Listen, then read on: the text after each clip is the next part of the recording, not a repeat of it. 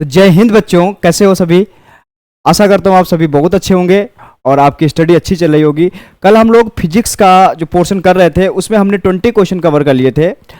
उस क्वेश्चंस के आगे के क्वेश्चंस आज हम लोग करने वाले हैं। यानी आज का जो सेशन है इसमें टोटल 25 क्वेश्चंस रहने वाले हैं और ये सारे क्वेश्चंस बहुत इंपॉर्टेंट हैं। टू द पॉइंट बात करेंगे और ज़्यादा मतलब हम वो क्वेश्चंस लेके आ रहे हैं ना जो आपके एग्जाम में फंसेंगे, 100% फंसेंगे। मतलब टू द पॉइंट की बात करेंगे, एकदम से कोई इधर उधर की बात नहीं। तो जल्दी से सारे बच्चे जुड़ जाओ हमारे साथ में और जल्दी से बताओ भाई वॉइस क्लियर है सभी को वॉइस क्लियर है। फिर हम स्टार्ट करें, ठीक है। तो आज टोटल 25 क्वेश्चंस हैं, लेकिन करना शिद्दत के साथ करना भाई, बहुत अच्छे। भाई देखो न्यूमेरिकल पोर्शन भी होगा तो पेन कॉपी लेके बैठना, सॉल्व करना है, कुछ भी आंसर नहीं देना। आप प्रॉपर तरीके से सॉल्व करो फिर आप इसका आंसर दो, ठीक है, वो ज़्यादा बेटर है।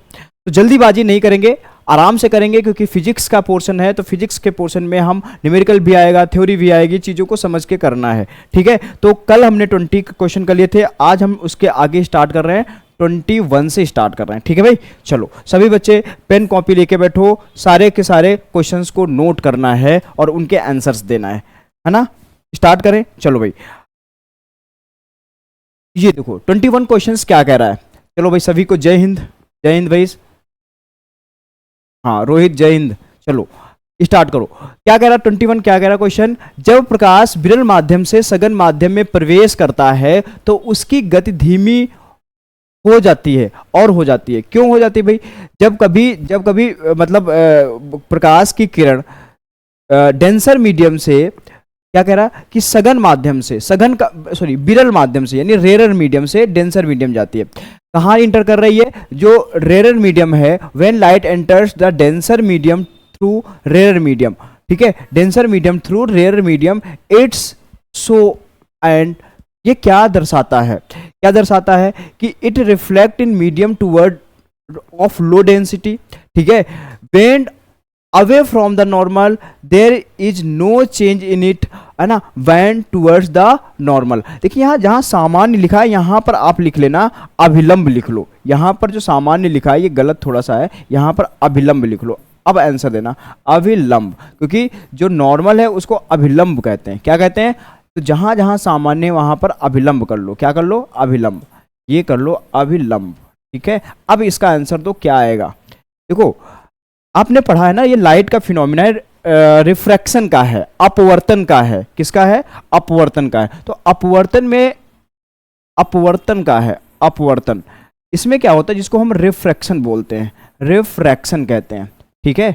रिफ्रैक्शन, आराम से चलेंगे, जल्दीबाजी कोई नहीं, क्योंकि हमें गलत नहीं करना है ना, जल्दीबाजी नहीं करना। कई बच्चों के आंसर्स भी आ रहे हैं, ठीक है, देखते हैं भाई। कई का डी आ रहा है, डी, हाँ बिल्कुल डी आ रहा है, सी भी आ रहा है बच्चों का। चलो देख लेते हैं क्या होगा। देखो ये हमारा ग्लास स्लैब है, लाइट ये आ रही है रेरर मीडियम है, यानी कि ये विरल माध्यम है। क्या है, विरल माध्यम है। और ये कैसा है, सघन माध्यम है। सघन का मतलब डेंसर मीडियम है, ये डेंसर मीडियम है और ये रेरर मीडियम है। तो जब विरल माध्यम से यानी रेरर मीडियम से डेंसर मीडियम आएगी तो ये क्या होगी, नॉर्मल की तरफ बेंड हो जाएगी। नॉर्मल की तरफ, ये नॉर्मल है, ठीक है, नॉर्मल की तरफ क्या हो जाएगी, बेंड हो जाएगी, ठीक है। कहाँ कर, टूवर्ड्स नॉर्मल, नॉर्मल की तरफ बेंड होगी। ये देखो नॉर्मल की तरफ बेंड हो जाएगी। अगर ये नॉर्मल ड्रॉ कर लें तो नॉर्मल की तरफ, और जब सघन माध्यम से विरल माध्यम में जाएगी तो उससे दूर जाएगी। किससे, नॉर्मल से दूर जाएगी, जो हमारा नॉर्मल होगा उससे दूर जाएगी। तो उसने क्या कहा है, विरल माध्यम से सघन माध्यम, विरल माध्यम से सघन, तो अभिलंब की ओर झुक जाएगी। कहाँ झुक जाएगी, अभिलंब की ओर झुक जाएगी। देखो ये अभिलंब, अगर नॉर्मल इसको मान लें तो अभिलंब की तरफ झुक रही है। तो इसका आंसर डी सही होगा। कई बच्चों का आ रहा है भाई, बहुत बढ़िया, रोहित का भी आ रहा है, बहुत बढ़िया भाई, ठीक है। Band towards the normal, normal की तरफ बैंड हो जाएगी, झुक जाएगी। समझ में आ रहा भाई, इसका आंसर समझ में आया। तो ये है अपवर्तन का नियम। क्या है, अपवर्तन का। अगर क्वेश्चन ये पूछ लेता तो दो कॉन्सेप्ट यहां पर लिख लो। जब कभी विरल माध्यम से, लिखो जल्दी, ये बहुत इंपॉर्टेंट है भाई, लिख लो। जब विरल माध्यम से, आपने देखा विरल का मतलब होता है रेरर, विरल माध्यम, विरल माध्यम, विरल माध्यम, माध्यम से सघन माध्यम, सघन माध्यम में जाएगी, सघन माध्यम में जाएगी तो क्या होगी, अभिलंब की ओर झुक जाएगी, अभिलंब की ओर क्या होगी, झुक जाएगी, झुक जाएगी, है ना, बेंड टुवर्ड्स नॉर्मल।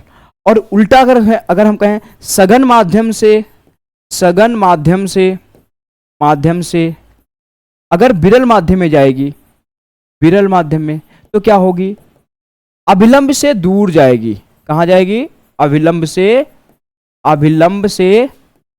दूर जाएगी, ठीक है, दूर जाएगी, ठीक है। अवे फ्रॉम द नॉर्मल, ये टूवर्ड्स द नॉर्मल, ये अवे फ्रॉम द नॉर्मल।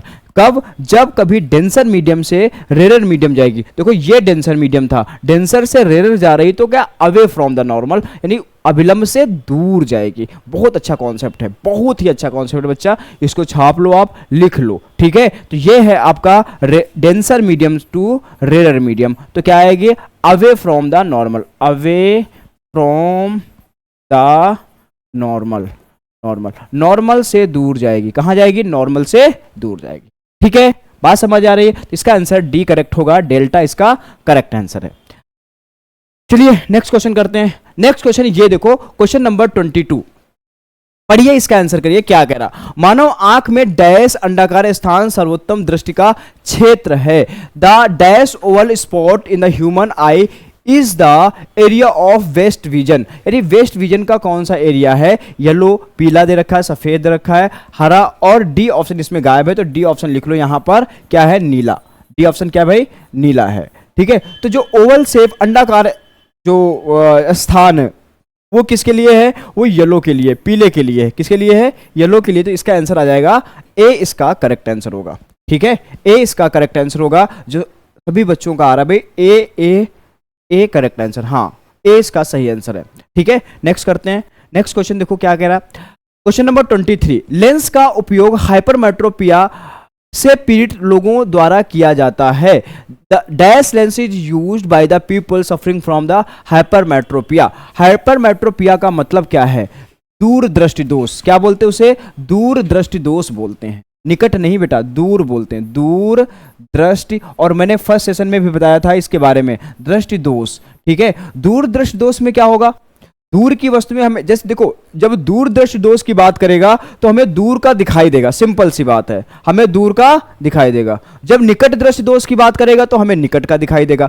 तो दूर दृष्टि दोष में क्या होगा, दूर की वस्तुएं साफ साफ दिखाई देती हैं, साफ साफ दिखाई देती हैं, ठीक है, देती हैं। इसमें दूर की वस्तुएं जो हैं वो साफ साफ दिखाई देती हैं, लेकिन क्या, पास की वस्तुएं नहीं देख सकते,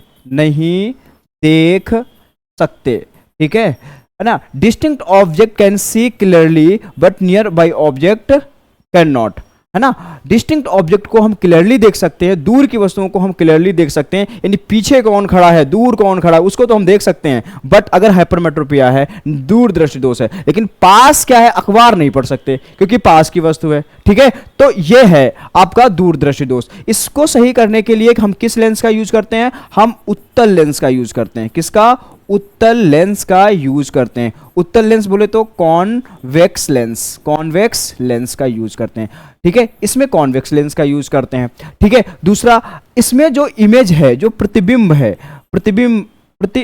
है, वो रेटिना पे ना बनकर, प्रतिबिंब यानी इमेज रेटिना पर ना बनकर कहां बनेगी, रेटिना के बाद बनेगी, है ना, रेटिना के बाद। कहां बनती है, रेटिना के बाद बनती है, रेटिना के बाद बनती है, बिहाइंड द रेटिना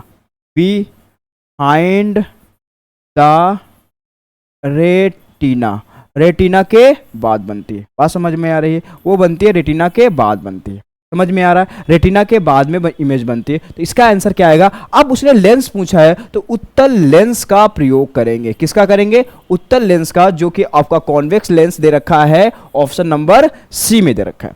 क्या सभी बच्चों का आंसर आ रहा है, बहुत पहले आंसर आ रहा था, बहुत बढ़िया भाई। इसी प्रकार की तैयारी आपकी अगर है ना, अगर आप इस तरीके से पेपर में बैठ रहे हो, आपकी इस तरीके की तैयारी है, तो आपको सिलेक्शन से कोई नहीं रोक सकता, ये गारंटी है। बहुत बढ़िया भाई। तो इसमें क्या आएगा, इसका आ जाएगा सी करेक्ट आंसर है। अच्छा, अवतल लेंस का प्रयोग कहां करते हैं, अवतल लेंस का प्रयोग करते हैं निकट दृष्टि दोष में। निकट दृष्टि, ये भी नोट कर लो, दृष्टि दोष में। देखो मैं आपके थोड़ा सा जो कमेंट्स हैं वो कम ले पा रहा हूँ, रीजन क्या है, हमें ज़्यादा पढ़ाना है, ठीक है, तो कमेंट्स को मैं थोड़ा सा कम ले पा रहा हूँ, तो इसमें आपको कुछ वो नहीं होना है, सीधी से आप ज़्यादा से ज़्यादा पढ़ाई पे ध्यान दो अपने, ठीक है, ज़्यादा से ज़्यादा पढ़ाई पे ध्यान दो, है ना। बेलनाकार लेंस का हम अबिंदुकता में प्रयोग करते हैं। और सेशन को जल्दी से लाइक करो सारे बच्चे भाई, लाइक करो और अपने दोस्तों के बीच में शेयर करो, है ना, क्योंकि ये सेशन ऐसे नहीं बनते, बड़ी मेहनत होती है इसमें, बहुत ज़्यादा मेहनत है। और आपके लिए मैंने पहले बोला भाई लास्ट तक खड़ा रहूँगा आपके लिए, तो बस वही है, वही अपनी प्रॉमिस मैं निभा रहा हूँ, आपको भी अपनी प्रॉमिस निभाना है ना। एक एक चीज़ को सही तरीके से आपको नोट करना है, पढ़ना है, याद करना है, जिसमें आप पेपर में अच्छे से कर सको, ठीक है। तो बेलनाकार लेंस अबिंदुकता एस्टिमेटिज्म में प्रयोग करते हैं, किसमें, एस्टिग्मेटिज्म में प्रयोग करते हैं, ठीक है। एक दो होता है द्विफोकसी लेंस, द्विफोकसी, कौन सा, द्विफोकसी लेंस, जिसको प्रेस बायोपिया यानी कि जरा दृष्टि दोष में इसका प्रयोग करते हैं, जरा दृष्टि दोष में करते हैं प्रेस बायोपिया। और प्रेस बायोपिया जो डिजीज है वो एज रिलेटेड डिजीज है। कैसी है भाई, बुढ़ापे के साथ साथ आती है, बुढ़ापा, जैसे जैसे बुढ़ापा बढ़ेगा तो आपका ना पास का दिखाई देगा ना दूर का दिखाई देगा, उसमें द्विफोकसी लेंस का प्रयोग करते हैं। ये सारी जानकारी मैंने आपको दी, सारी की सारी इंपॉर्टेंट है, सारे चीज़ें इंपॉर्टेंट है, एक एक चीज़ लिख लो आप अपनी कॉपी में और जा करके बस माइंड में लिख लो इसको, है ना, ठीक है, और बस एग्जाम दे के आ जाओ। और 100% सारी पूछी जाने वाली चीज़ें, कोई बाहर नहीं जाने वाला क्वेश्चन। आ रही बात समझ, तो चले नेक्स्ट क्वेश्चन पे, इसका आंसर आ जाएगा सी, करेक्ट आंसर है, लेकिन मैंने इतने सारे क्वेश्चंस आपको इसमें बताए। चलिए नेक्स्ट क्वेश्चन देखो क्या कह रहा है, जब नीली और नारंगी रोशनी जो एक दूसरे के समानांतर है प्रिज्म से गुजरती है तब, बताइए, when blue and orange lights which are parallel to each other the passes through prism them, तो क्या होगा। देखिए आपने डिस्पर्जन ऑफ लाइट पढ़ा है, क्या, प्रकाश का वर्ण विक्षेपण पढ़ा ना, प्रकाश का वर्ण विक्षेपण पढ़ा है, वर्ण विक्षेपण पहले ये अगर समझ लेते ना तुरंत आंसर आ जाएगा। प्रकाश का वर्ण विक्षेपण, डिस्पर्जन ऑफ लाइट की बात करते हैं, डिस्पर्जन ऑफ लाइट की बात करते हैं। इसमें आपने पढ़ा था जब व्हाइट लाइट किसी प्रिज्म से पास होती है तो वह 7 कलर्स में स्प्लिट हो जाती है, जिसको स्पेक्ट्रम कहते हैं। क्या कहते हैं, स्पेक्ट्रम। जैसे सपोज दैट ये मान लेते हैं प्रिज्म है, यहाँ से व्हाइट लाइट पास हो रही है, ये व्हाइट लाइट पास हो रही है, जब ये व्हाइट लाइट पास होगी तो ये कितने कलर्स में कन्वर्ट हो जाएगी, 7 कलर में स्प्लिट हो जाती है, बट जाती है, विभाजित हो जाती है, जिसको जो पैटर्न है, कलर्स का पैटर्न है, उसको हम विविग्योर कहते हैं, यही स्पेक्ट्रम कहलाता है, विविग्योर, VIVGYOR, ये विविग्योर है। R का मतलब रेड है, O का मतलब ऑरेंज है, लाल, Y का मतलब येलो है, G का मतलब ग्रीन है, B का मतलब ब्लू है, I का मतलब इंडिगो और V का मतलब वायलेट। ठीक है, ये आपके क्या होते हैं, 7 कलर्स होते हैं। अच्छा मेरी बात समझो, जो रेड कलर है ना, जो रेड कलर है इसकी वेवलेंथ सबसे ज्यादा होती है, तरंग धैर्य सबसे ज्यादा होती है। इसकी जो लाल रंग की है तरंग धैर्य क्या होगी, तरंग धैर्य सर्वाधिक होती, और जिसकी वेवलेंथ यानी तरंग धैर्य सबसे अधिक होगी उसकी स्कैटरिंग सबसे कम होगी। इसीलिए जो सिग्नल्स होते हैं, जो भी डेंजरस साइन होते हैं, वो सारे रेड कलर के होते हैं। क्यों, क्योंकि उसकी तरंग धैर्य सबसे अधिक है, सबसे ज्यादा है, उसकी वेवलेंथ सबसे ज्यादा है। तो अब इसमें देखते हैं क्या क्या ऑप्शंस दे रखे, पढ़िए। ब्लू रे विल बी वेंड मोर, क्या ब्लू कलर जो है ना ज्यादा वेंड होगा, है ना। Both emerge ray will be parallel, क्या दोनों पैरेलल जाएंगी। Blue ray will bend towards the top, वो जल्दी से, है ना, क्या कह रहा है, नीली किरण ऊपर की ओर झुकेगी।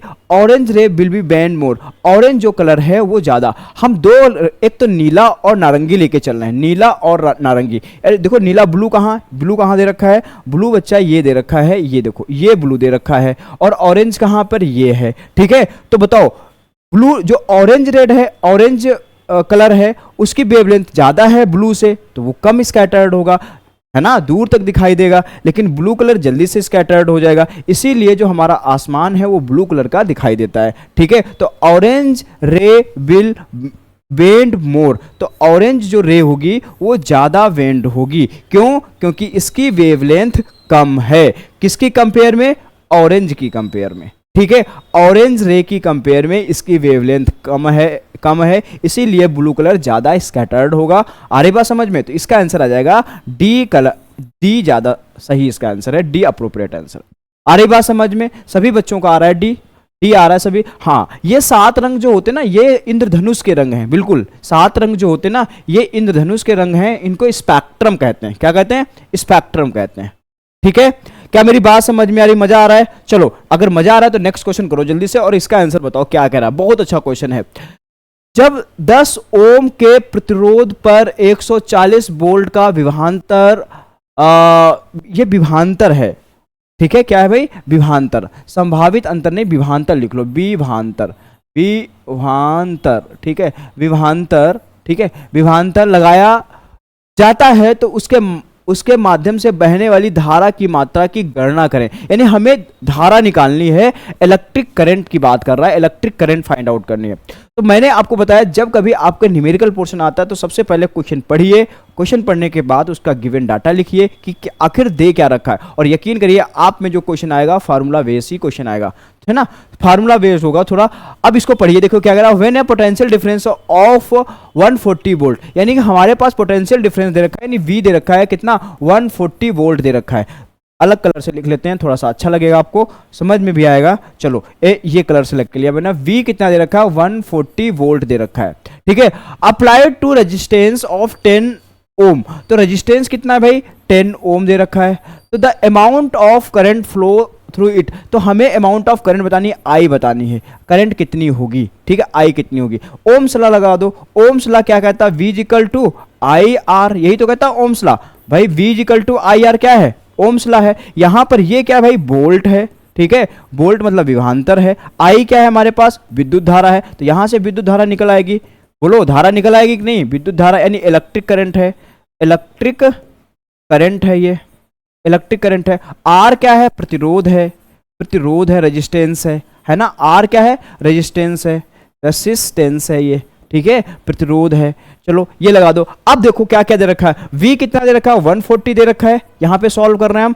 अच्छा, I हमें पता नहीं है, R कितना भाई? 10 है। तो ये सॉल्व कर लोगे, 0 से 0 कैंसिल, I कितना आ जाएगा? 40 क्या एम्पियर, 40 एम्पियर आ जाएगा। कितना आ जाएगा? 40 एम्पियर आ जाएगा, जो कि ऑप्शन नंबर ए में दिया है। चमकते चांद की तरह आंसर आ जाएगा भाई, अगर आपने थोड़ा सा एफर्ट डाल दिया इसमें, तो इसका आंसर क्या आएगा? ए आ जाएगा। बात समझ में आ रही है? कई बच्चों का आंसर आ रहा है, बहुत बढ़िया भाई, बहुत ही अच्छा, बड़ा सुंदर भाई आंसर आ रहा है ना। ये खुशी देख के होती भाई कि आपकी प्रिपरेशन अच्छी है ना। चलो, तो इसका आंसर ए होगा, ए इसका करेक्ट आंसर है। ठीक है भाई, सभी बच्चों को जय हिंद। हाँ चलिए, बिल्कुल बिल्कुल, ये बायोलॉजी की भी मैराथन क्लास होगी, है ना। अभी तो ये फिजिक्स की है, बायोलॉजी की भी मैराथन क्लास होगी। सारे क्लासेस आपको तब तक, मैंने बोला ना, तब तक नहीं छोड़ेंगे जब तक आपका सिलेक्शन नहीं हो जाता। ठीक है, और बातें नहीं करनी है, मैंने बोला ना, थोड़ा सा मैं कमेंट आपके नहीं ले पा रहा हूँ। रीजन क्या है? थोड़ा सा मैं फास्ट चल रहा हूँ, हमें ज्यादा पढ़ाना है ना। तो चलो ये है, तो इसका आंसर आ जाएगा ए, इसका करेक्ट आंसर है एम्पियर, ए आएगा। नेक्स्ट क्वेश्चन करते हैं। नेक्स्ट क्वेश्चन भी दे रखा है आपका, ये भी न्यूमेरिकल पोर्शन है, और पढ़िए आंसर करिए क्या कह रहा है। 100 वाट का एक विद्युत बल्ब प्रतिदिन 8 घंटे प्रयोग किया जाता है। एक बल्ब द्वारा एक दिन में उपयोग की जाने वाली ऊर्जा की इकाई क्या है? ठीक है, कितने यूनिट ऊर्जा खपत होगी, इसकी बात कर रहा ना, कितने यूनिट ऊर्जा खपत होगी। अगर मैं इसकी बात करूं, कितने यूनिट ऊर्जा खपत होगी, यही तो कह रहा है भाई। तो जो एनर्जी एक्सपेंडेड है, कितनी एनर्जी, ऊर्जा खपत है, ऊर्जा की खपत निकालनी है, खपत निकालनी है, यही ना, यही, यानी जो एनर्जी का हमारा एनर्जी एक्सपेंडेड है वो हमें फाइंड आउट करना, ये फाइंड आउट करना हमें, ये बताना कितनी। दे क्या क्या रखा है यहां पर? दे रखा है आपका वाट दे रखा है। तो ये निकालने के लिए हम क्या लगाएंगे? वाट इनटू क्या? पावर, मतलब घंटे, आवर्स, कितने आवर्स, इनटू डे। और हमें किस में कन्वर्ट करना है? किलोवाट में। तो हम 1000 से इसको डिवाइड कर देंगे, बस ये लगा दो, आंसर पालो इसका। देखिए कितने वाट है? 100 वाट है। ठीक है, कितने घंटे, मतलब कितने घंटे? 8 घंटे। ठीक है, और डे कितने कह रहा है, लिखा है कितने डे की बात, एक दिन की बात कर रहा है, कितने दिन की बात कर रहा है, एक दिन की बात कर रहा है, तो इसको क्या एक से मल्टीप्लाई कर दो, डिवाइडेड बाई 1000, 10 कितना आ जाएगा 8/10, 8/10 का मतलब है 0.8 यूनिट, 0.8 यूनिट, जो कि ऑप्शन नंबर डी में दे रखा है। 100 से डिवाइड क्यों किया भाई, 100 से डिवाइड इसलिए क्या, क्योंकि किलोवाट आवर में निकालना है, सॉरी किलोवाट में निकालना है, किस में निकालना है, किलोवाट में निकालना, और किलोवाट क्या होती है, एक यूनिट को रिप्रेजेंट करता है। 0.8 जो कि ऑप्शन नंबर डी में दे रखा है, डी इसका करेक्ट आंसर होगा, डेल्टा इसका करेक्ट आंसर है। बात समझ आ रही, देखो ना कितने सिंपल सिंपल क्वेश्चन, कितने मजेदार क्वेश्चंस है ना। अगर आप ये क्वेश्चंस कर लेते हो फिर आप हीरो हो जाओगे, हीरो, मैं बता रहा हूँ ना। ये क्वेश्चंस आपको कुछ ना कुछ सिखा के जा रहे हैं, कुछ ना कुछ सिखा के जा रहे हैं, और ये गलत नहीं मत करना। सिंपल क्वेश्चन अगर पूछ ले भाई इसकी यूनिट क्या है, आपके पावर की यूनिट क्या होती है, तो वाट होती है, क्या होती है, वाट होती है। और पावर है क्या, शक्ति है क्या, ये भी सिंपल, शक्ति क्या है, कार्य करने की दर, कार्य करने की दर जो होती है, दर को हम क्या कहते हैं, शक्ति कहते हैं। Rate of doing work, rate of doing work, rate of doing work को हम क्या कहते हैं, शक्ति कहते हैं, पावर कहते हैं। ठीक है, ये बात समझ आ रही, उसे हम शक्ति कहते हैं, पावर कहते हैं।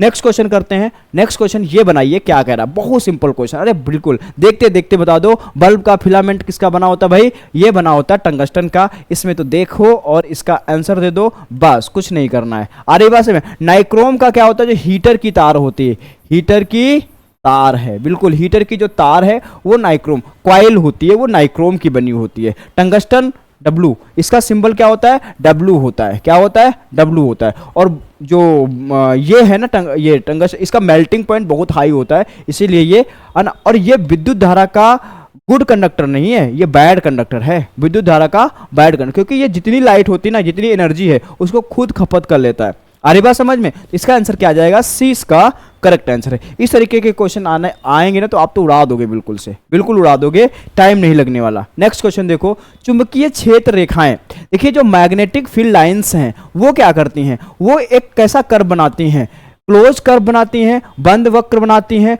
डॉट्स बनाती हैं, यानी पॉइंट बिंदु बनाती हैं, डॉट्स का मतलब बिंदु, ये बिंदु जैसा बनाती हैं, ठीक है, या फिर खुला लूप बनाती हैं, है ना, या फिर सीधी रेखाएं, स्ट्रेट लाइन की बात कर रहा है। तो देखिए जो आपका मैग्नेटिक फील्ड लाइंस है, जैसे ये मान लेते हैं कोई मैग्नेट है, ये हमारे पास क्या है भाई, मैग्नेट है, ये मैग्नेट, इसका नॉर्थ है, ये साउथ है, ठीक है। तो ये भाई क्या बनाएंगी, एक क्लोज लूप बनाती हैं, कैसे बनाती हैं, क्लोज लूप बनाती हैं। देखो ये क्लोज लूप बनाती हैं, ऐसे नॉर्थ से निकलेंगी और साउथ में एंटर कर जाएंगे, ऐसे नॉर्थ से निकलेंगे साउथ में एंटर कर जाएंगे। तो ये क्या बना रही हैं, क्लोज लूप बनाती हैं, क्या बनाती हैं, क्लोज लूप बनाती हैं। तो इसका आंसर आ जाएगा बंद कर्व बनाती हैं, क्लोज लूप बनाती हैं, यानी अल्फा इसका सही आंसर होगा। ठीक है, इसका अल्फा सही आंसर होगा। सभी का बच्चों का आ रहा है अल्फा, हाँ बिल्कुल अल्फा इसका सही आंसर होगा। अब इसमें जरा समझना, देखिए लाइक पोल्स जो होते हैं, लाइक पोल, जैसे ये नॉर्थ है और ये साउथ है, ठीक है, तो ये अपोजिट पोल हो गए, है ना। और लाइक पोल का मतलब ये साउथ है, ये भी साउथ है, तो ये अपोजिट पोल हो, ये अपोजिट पोल ऊपर नंबर 1 अपोजिट पोल है, और नंबर 2 जो है ना वो आपका लाइक पोल है। लाइक पोल हमेशा रिपल करते हैं, दूर दूर जाएंगे, क्या करेंगे, रिपल करेंगे, लेकिन अनलाइक पोल जो होंगे अट्रैक्ट करते हैं, ठीक है।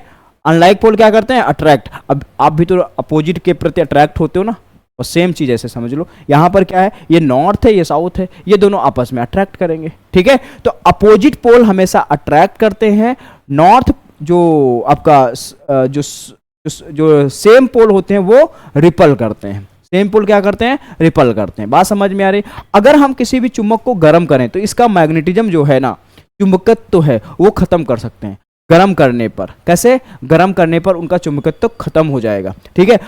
अगर मैं पूछूं आपसे कि जो कोई मैग्नेट है, ये नॉर्थ है इसका, ये साउथ है, तो इसके सेंटर में इसका चुंबकत्व कितना होगा, इसके सेंटर में इसका चुंबकत्व कितना होगा, तो आप कहोगे सर 0 होगा, 0 होगा, क्या होगा, 0 होगा, 0 होता है। बात समझ में आ रही। ये छोटे छोटे क्वेश्चंस हैं जो आपके एग्जाम में फंस सकते हैं, आएंगे, है ना, और आपको अवेयर रहना है, गलत नहीं करना है, छोटी छोटी चीजें गलत नहीं करनी। बात समझ में आ रही। नेक्स्ट क्वेश्चन देखो, तो इसका आंसर क्या आ जाएगा भाई, इसका आंसर ए करेक्ट है, क्लोज लूप। आ रहा है आपका आंसर, हाँ भाई आ रहा है आंसर सभी का, चलो हाँ बिल्कुल क्लोज लूप बनाएंगे, ए इसका करेक्ट आंसर है। नेक्स्ट क्वेश्चन पढ़ो, इसका आंसर करो, क्या कह रहा है, चुंबक के चारों ओर वह क्षेत्र जिसमें चुंबक द्वारा बल लगाया जाता है कहलाता है। देखिए जब सपोज दैट मैंने मैग्नेट को यहां रख दिया तो चुंबक का एक अपना क्षेत्र होगा, है ना। मान लेते हैं ये इसका एक प्रभावी क्षेत्र है, ठीक है। अब यहां पर कोई आयरन का पीस ला रहे हैं या कोई हम मैग्नेट ला रहे हैं अपोजिट पोल से, तो ये क्या करेगा, इसको अट्रैक्ट करेगा, क्योंकि अगर इस क्षेत्र के आसपास आएगा तो उसको अट्रैक्ट कर लेगा। तो ये जो क्षेत्र बनना है जिसे क्या बोलते हैं, इसे चुंबकीय क्षेत्र बोलेंगे, यानी मैग्नेटिक फील्ड बोलेंगे, ठीक है भाई। जो चुंबक अपने चारों तरफ एक क्षेत्र बनाता है, एक एरिया बनाता है जहां पर उसका प्रभाव होता है, उसे कहते हैं मैग्नेटिक फील्ड कहते हैं। क्या कहते हैं, मैग्नेटिक फील्ड और मैग्नेटिक क्षेत्र कहते हैं। बात समझ में आ रही बात समझ में? इसमें कोई डाउट है तो बताओ भाई, इसमें कोई डाउट है तो बताओ, ठीक है। आगे चला जाए, चलो बहुत बढ़िया भाई, मजा आ रहा है। सी, इसका आंसर आ जाएगा सी, करेक्ट आंसर है। आगे देखो, ज्यादा से ज्यादा भाई अब प्रैक्टिस करनी है, ज्यादा से ज्यादा बातें कम करो, प्रैक्टिस ज्यादा करो। इस समय पढ़ाई का पर ज्यादा ध्यान दो, ठीक है। क्लास में आपको ये नहीं इंटरटेन करना है भाई पूरा, इंटरटेन तो हम बाद में कर लेंगे, सिलेक्शन के बाद में हम लोग पार्टी रख लेंगे, ठीक है। आ जाना कभी बढ़िया से अच्छी से पार्टी कर लेंगे, लेकिन अभी आपका जो मेन मोटो है वो है मेन मोटो पढ़ना, सिलेक्शन लेना, ठीक है। उसके लिए कोई बातें मत करो, पढ़ाई पे ध्यान दो, क्वेश्चंस पे ध्यान दो, क्या क्वेश्चन कह रहा है, ठीक है। फ्लेमिंग के बाएं हाथ के नियम में अंगूठे और मध्य उंगली के बीच का कोण कितना होता है। फ्लेमिंग लेफ्ट हैंड रूल की बात कर रहा है, तो फ्लेमिंग लेफ्ट हैंड रूल जो ये बनता है, तो अंगूठे और मध्य उंगली के बीच का देखो एंगल कितना बनना है, ये 90 डिग्री बनता है। कैसा बनता है, यही तो 90 डिग्री है, देखो ये 90 डिग्री है, तो ये बनता है 90 डिग्री। कितना होता है, 90 डिग्री होता है, यानी डी करेक्ट आंसर होगा। देखो ना 90 डिग्री बनता है, फ्लेमिंग लेफ्ट हैंड रूल की बात कर रहा है, फ्लेमिंग लेफ्ट हैंड रूल में 90 डिग्री बनेगा। आ रही बात समझ? नेक्स्ट क्वेश्चन देखो, 31 क्वेश्चन पढ़िए और इसका आंसर करिए। क्या कह रहा है, बहुत अच्छा क्वेश्चन, बड़ा प्यारा क्वेश्चन है, पढ़िए क्या कह रहा है। ये आपका किससे, 10 ओम के विद्युत परिपथ में प्रवाहित होने वाली धारा 15 एम्पियर, ये एम्पियर मतलब ए लिखा हुआ है यहाँ पर बच्चा, ये लिखा हुआ है ए, मैं लिख देता हूँ थोड़ा सा, यहाँ पर 15 एम्पियर है। कितना है, 15 एम्पियर है, तो इसको मैं लिख देता हूँ ए, एम्पियर है। प्रति सेकेंड कितनी उष्मा उत्पन्न होती है, तो कह रहा है द करंट आई, करंट को आई से रिप्रेजेंट करते हैं, I, current I flow through a circuit, electric circuit of resistance 10 ohm is 5 ampere. What is heat generated per second, what is heat generated per second. ये इसका answer करिए, बहुत प्यारा question है, जल्दी से करिए, क्या कह रहा है क्वेश्चन, जल्दी से इसका आंसर करिए।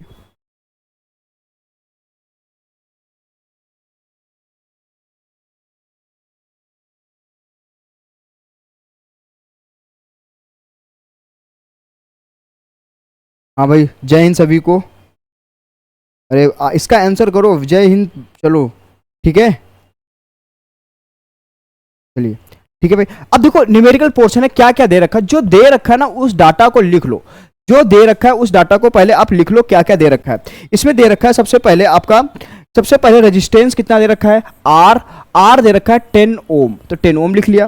फिर क्या दे रखा है आप में, फिर करंट आई दे रखी है, आई मतलब करंट धारा, और वो कितनी है 5 एम्पियर, तो 5 एम्पियर, ठीक है। इसके बाद में आपसे पूछा क्या है, टाइम पूछा है, टी पूछा है, तो टी हमें निकालना है। इसके लिए क्या फार्मूला लगाओगे, ठीक है यही ना, टी तो पूछा है, तो इसके लिए क्या फार्मूला लगाओगे कि भाई एक मिनट, हाँ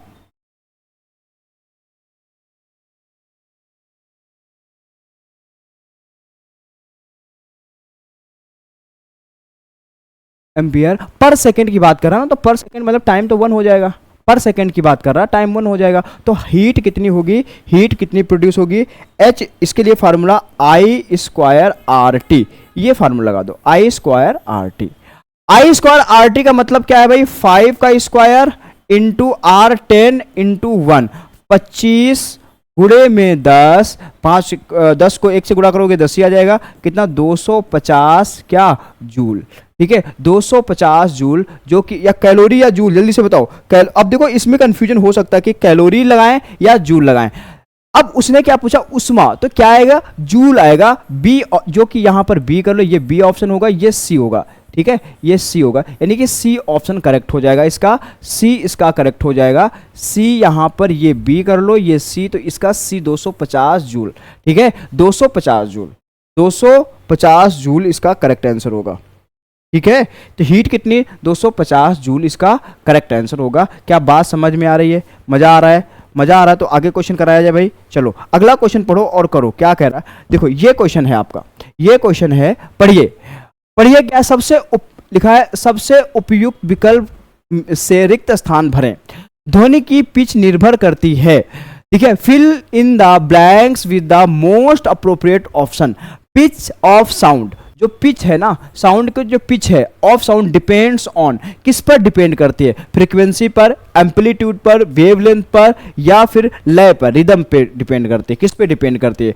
तो जो आपकी फ्रीक्वेंसी है यानी पिच है, पिच किस पे डिपेंड करती है, फ्रीक्वेंसी पे डिपेंड करती है, यानी आवृत्ति पे डिपेंड करती है। किस पे डिपेंड करती है, आवृत्ति पे डिपेंड करती है ये, ठीक है। और लाउडनेस किस पे डिपेंड करती है, यानी कि जो उच्च स्वर होता है लाउडनेस, वो किस पे डिपेंड करती है, वो डिपेंड करती है आपके एम्पलीट्यूड पे। किस पे, एम्पलीट्यूड पे डिपेंड करती है। क्या ध्वनि की क्या आप कह सकते हैं, तो तीव्रता है ना, ध्वनि की जो तीव्रता है वो किस पे, एम्पलीट्यूड पे। वेवलेंथ की यूनिट क्या होती है, वेवलेंथ की यूनिट मीटर होती है या फिर एंगस्ट्रॉन्ग होती है। क्या होती है, मीटर या एंगस्ट्रॉन्ग होती है। बात समझ में आ रही है, मीटर या फिर एंगस्ट्रॉन्ग लिखना, मीटर या फिर एंगस्ट्रॉन्ग, तो इसका आंसर आ जाएगा ए, इसका करेक्ट आंसर है, अल्फा सही आंसर है इसका। ठीक है, हाँ बिल्कुल बिल्कुल फ्रीक्वेंसी पे डिपेंड करती है, और फ्रीक्वेंसी की जो यूनिट है वो होती है हर्ट्स, एच जेड से रिप्रेजेंट करते हैं, हर्ट्स होती है फ्रीक्वेंसी की यूनिट।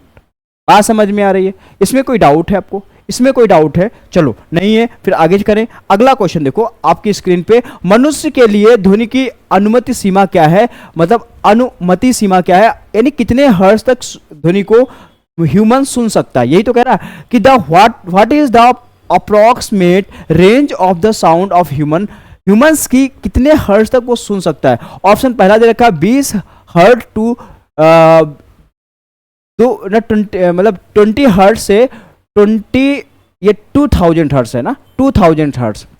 क्या 20 हर्ट्ज से 2000 हर्ट्ज के बीच की ध्वनि को सुन सकता है, या फिर 20 हर्ट्ज से 200 हर्ट्ज के बीच की साउंड को सुन सकता है, या 20 हर्ट्ज से 20,000 हर्ट्ज की साउंड को सुन सकता है, या 2 हर्ट्ज से 2000 हर्ट्ज के बीच की साउंड को सुन सकता है। तो सही आंसर क्या होगा इसका, बिल्कुल जो आपका आंसर आ रहा है बिल्कुल सही है भाई, सी करेक्ट आंसर है इसका, कि 20 हर्ट्ज से 20,000 हर्ट्ज के बीच की ध्वनि को सुन सकता है। तो यानी सी इसका करेक्ट आंसर है। ऑडिबल साउंड होती है, ये मानव द्वारा सुनी जा सकती है। ये क्या होता है, मानव सुन सकता है, मानव द्वारा सुनी जा सकती है, जा सकती है, इसको मानव सुन सकता है। समझ रहे हैं। अच्छा, जो 20,000 हर्ट्ज से अधिक की या अधिक की ध्वनिया, अधिक आवृत्ति की ध्वनिया होती है, अधिक आवृत्ति की ध्वनि होती है, आवृत्ति की ध्वनि होती है, उससे हम क्या बोलते हैं, उससे हम बोलते हैं प्राश्रव्य बोलते हैं, अल्ट्रासोनिक बोलते हैं, जिसको ह्यूमन नहीं सुन सकता, इसको ह्यूमन नहीं सुन सकता, इसको चमगादड़ है, ये सारे इसको क्या करते हैं, ये प्रोड्यूस कर सकते हैं। बात समझ में आ रही है। तो इसका आंसर क्या आएगा, इसका आंसर होगा सी, इसका करेक्ट आंसर है, नो डाउट, कोई डाउट नहीं होना चाहिए, सी इसका करेक्ट आंसर है। नेक्स्ट क्वेश्चन देखो, नेक्स्ट क्वेश्चन कह रहा है अल्कोहल का क्वथनांक 78 डिग्री सेल्सियस होता है, बिल्कुल होता है, कोई डाउट नहीं, इतना होता है, 78 डिग्री सेल्सियस होता है, तो केल्विन पैमाने पर तापमान कितना होगा। चलो पूछ लिया उसने, केल्विन पे पूछ लिया। अब बताइए, बस कुछ नहीं करना, बहुत सिंपल है, लेकिन अगर नहीं आता है तो फिर गलत करके आओगे, फ्री के मार्क्स गलत करके आओगे। और इस कॉन्सेप्ट पे एक क्वेश्चन पूछा जाएगा, तो मैं आपको यूनिवर्सल फार्मूला बता देता हूं, क्वेश्चन कैसा भी पूछा जाए बस आप इस फार्मूले को यूज कर देना, आंसर आएगा आपका, पक्का आंसर आएगा। क्या कहता है formula, C/5 is equal to F-32/9 is equal to, है ना, K-273/5 is equal to R/4। ये आप ना अपने पॉकेट में ऐसे बॉक्स बना के बंद कर लो और इसको समझ लो जरा, ये क्या कह रहा है, ये कन्वर्जन का टेम्परेचर एक स्केल से दूसरे स्केल में कैसे कन्वर्ट करते हैं, उसका ये ब्रह्मास्त्र है भाई, ये ब्रह्मास्त्र है। और एक क्वेश्चन पक्का आएगा, अगर आपको याद है तो नंबर दिला के जाएगा, ये श्योरिटी है। बस इसको आप कैसे ना कैसे करके याद कर लो। देखो क्या कह रहा, अगर सेल्सियस और फ़ारेनहाइट के बीच में संबंध पूछा जाए, समझ लेना इसको बड़े ध्यान से, अगर सेल्सियस और फ़ारेनहाइट के बीच में संबंध पूछा जाए तो आप कुछ नहीं, इसको छुपा दो ऐसे, बस सिर्फ इतना आपको पोर्शन जो सेल्सियस और फ़ारेनहाइट का है ये पोर्शन यूज करना है। अब सपोज दैट उसने दे रखा है सेल्सियस दे रखा है, तो सेल्सियस की वैल्यू को आप यहां पुट करो, सॉल्व करो, आंसर लो, टिक लगाओ और घर आ जाओ, बस इतना करना है। ठीक है, बात समझ रहे। अभी उसने क्या किसके किसके बीच में, ये देखना है किस किसके बीच में उसने संबंध पूछा है, रिलेशन किसके किसके बीच में। अभी उसने सेल्सियस और केल्विन के बीच संबंध पूछा है, सेल्सियस और केल्विन के बीच में संबंध पूछा है। तो सेल्सियस और केल्विन के बीच का संबंध क्या कह रहा है भाई, C/5 degree Celsius upon 5 is equal to K-273/5। अरे यही तो कह रहा है। और आपने बचपन में मैथ पढ़ी होगी और अभी पढ़ी तो रहे हो, हैं? अभी बचपन ही तो है, पढ़ी तो रहे हो। तो भाई डिनोमिनेटर इक्वल टू का साइन लगा हुआ है और डिनोमिनेटर सेम है, तो क्या डिनोमिनेटर हम सॉल्व कर सकते हैं? बिल्कुल सॉल्व कर सकते हैं। ये तो और सिंपल हो गया, अब तो और मजे आने वाले हैं। यानी डिग्री सेल्सियस से अगर हमें सेल्सियस निकालना है तो केल्विन से 273 माइनस कर देंगे, ये लो और सिंपल हो गया, और सिंपल हो गया, मजा आने वाला भाई। अगर हमें सेल्सियस फाइंड आउट करना है तो केल्विन की वैल्यू जो भी दे रखी हो उससे 273 माइनस कर दो, और सिंपल कर दूं। अगर आपसे केल्विन पूछा जाए, ध्यान समझना, अगर केल्विन पूछा जाता है, ठीक है, केल्विन और डिग्री सेल्सियस इस बार दे रखा है, डिग्री सेल्सियस दे रखा है, तो आपको कुछ नहीं करना है, 273 ऐड कर दो। क्या कर दो? 273 ऐड कर दो। और वैसे भी आप पढ़े लिखे इंसान लग रहे हो, ये माइनस का है, इस तरफ जाएगा तो पॉजिटिव हो जाएगा भाई। लेफ्ट हैंड साइड से राइट हैंड साइड से लेफ्ट हैंड साइड जाएगा तो अपना साइन कन्वर्ट कर देगा, साइन चेंज हो जाएगा, चेंज हो जाएगा ना? अरे बोलो, चेंज हो जाएगा। तो बस ये याद रखो। अब इसका यूज करके देखो मैं आंसर निकालता हूं। सेल्सियस में दे रखा है 78, अरे आपका आ रहा है भाई, बहुत बढ़िया भाई, सभी बच्चों का आंसर आ रहा है। 78 सेल्सियस है, इसमें बस आप क्या करो, 273 ऐड कर दो और केल्विन में आपका आंसर आ जाएगा, केल्विन में आंसर आ जाएगा। तो 8 और 3 कितना होता है? 11, 1, ठीक है, और 7 7 14, 1 15, 2 1 3, 351, क्या, जो कि आपका डी में दे रखा है। कई बच्चे बड़ी देर से बता रहे हैं sir D D D D D, मैं उनको उनका आंसर को सैल्यूट करता हूं, ठीक है, कि भाई उन्होंने आंसर सही दिया।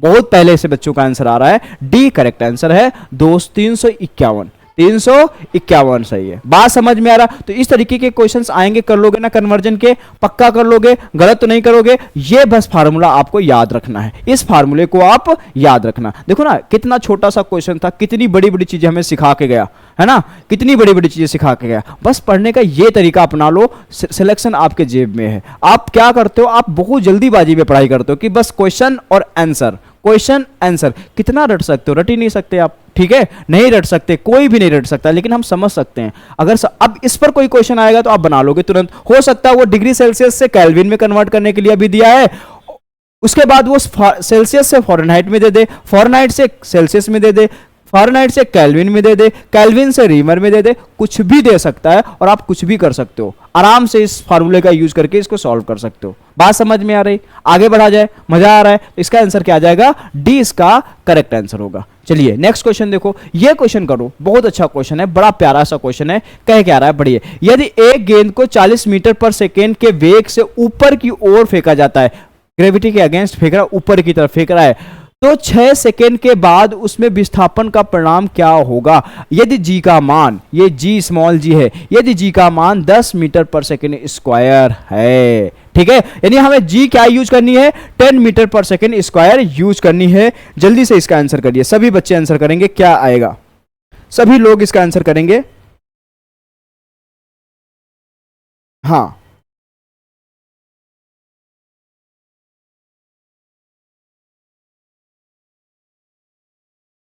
जल्दी से बताओ इसका आंसर।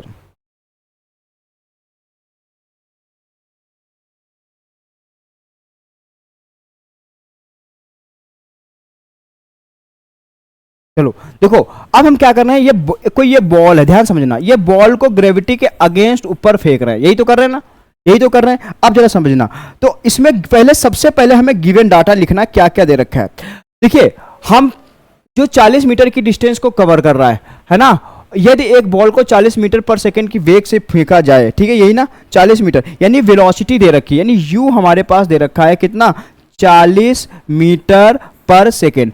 अब ये u क्यों है, ये u क्यों है, क्योंकि इनिशियल इतनी स्पीड से उसको फेंका जा रहा है ऊपर की ओर, ठीक है। u टाइम कितना लग रहा है सर, टाइम लग रहा है भाई, टाइम लग रहा है आपका कितना लग रहा है, 6 सेकंड का टाइम लग रहा है, कितना लग रहा है, 6 सेकंड का टाइम लग रहा है। आ रही बात समझ में, ठीक है, 6 सेकंड का टाइम लग रहा है।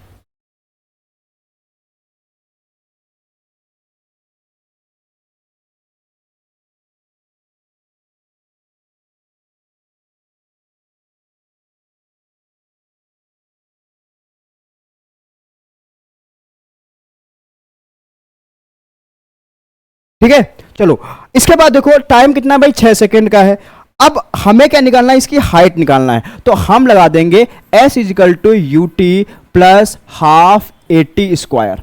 अब देखो जाना, ये हमारे पास सेकंड इक्वेशन ऑफ मोशन है, ठीक है, यानी इक्वेशन सेकंड है, लेकिन यहां जो a है वो g में कन्वर्ट होगा, a किसमें, क्योंकि ग्रेविटी की बात हो रहा है, तो s is equal to u t plus 1/2 g t square. अच्छा ये जो g है ये माइनस में जाएगी, क्यों माइनस में जाएगी, कि ग्रेविटी के अगेंस्ट हो रहा है, ग्रेविटी के अगेंस्ट हो रहा है, तो भैया ग्रेविटी के अगेंस्ट हो रहा है तो क्या आ जाएगा यहां पर, माइनस आ जाएगा, क्या आ जाएगा, माइनस आ जाएगा, आएगा ना माइनस। अच्छा यहां पर क्या आ जाएगा, माइनस आ जाएगा। अब जरा चलो इसको निकालो, यहां पर इसको निकालो। अब हमारे पास देखो ये इक्वेशन लगाओगे, ये इक्वेशन लगाओगे तो u कितना है 40, अच्छा टाइम कितना 6 दे रखा है, ठीक है, माइनस का 1/2 इंटू जी कितना भाई, जी हम 10 इंटू, अच्छा t कितना दे रखा है 6 का स्क्वायर। बस इसको सॉल्व कर लो, ये हमारे पास हाइट आ जाएगी, यानी s जो है